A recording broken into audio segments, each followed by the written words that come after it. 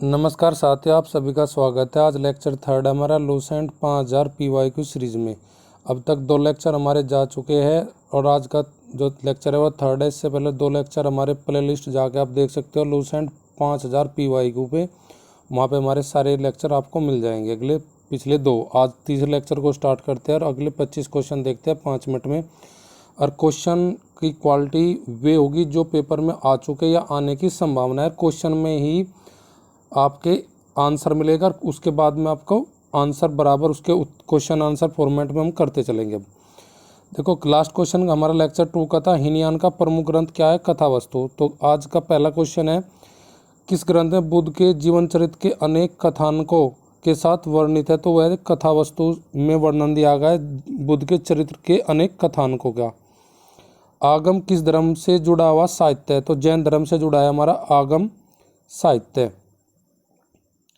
Next question है हमारा 53, जैन धर्म का प्रारंभिक इतिहास की जानकारी हमें कहाँ से मिलती है? कल्पसूत्र से मिलती है। किस ग्रंथ में महावीर स्वामी के जन्म, कृत्य एवं समकालीनों के साथ संबंध का विवरण दिया गया है? तो भगवती सूत्र में दिया गया है। अर्थशास्त्र में कुल कितने अधिकरण है और प्रकरण है? ये क्वेश्चन हमारा पूछा जा चुका है पीसीएस प्रीलिम्स में।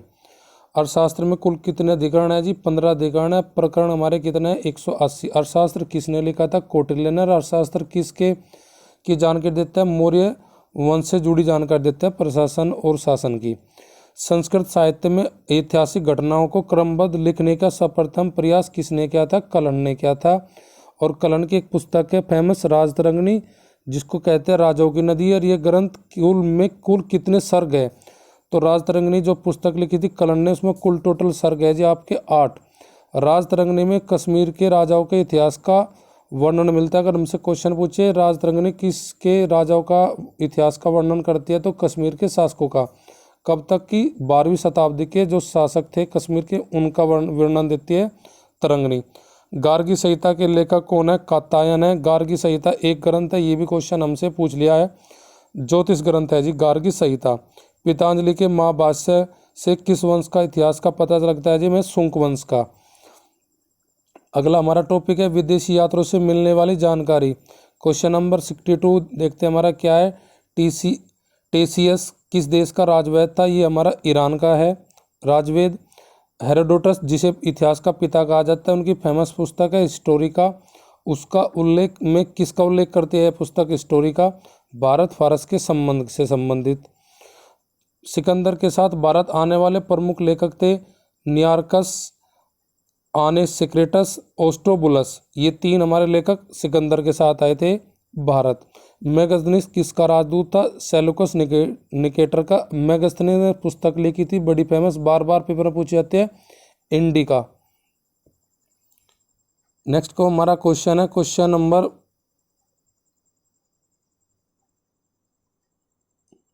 66। इसमें पूछा है डायमेकस किसके दरबार में भारत आया था? तो डायमेकस आया था जी बिंदुसार। बिंदुसार है मौर्य वंश से जुड़ा। बिंबिसार है, एक वर्ड बिंबिसार है, बिंदुसार। बिंदुसार मौर्य वंश के शासक है। बिंबिसार हमारे हिर्यक वंश से जुड़ा शासक है। अशोक के दरबार में कौन सा मिस्र राजदूत आया था? डायोनिसियस आया था जी अशोक के दरबार में हमारा मिस्र का राजदूत। भारत का भूगोल पुस्तक के रचयिता कौन है? टालमी। प्रश्न में ही अपना एक उत्तर है हमारा कि भूगोल, जो भारत का भूगोल है, पुस्तक के लेखक कौन है? टालमी। ये भारत कब आए थे टालमी? 2वीं शताब्दी में जी।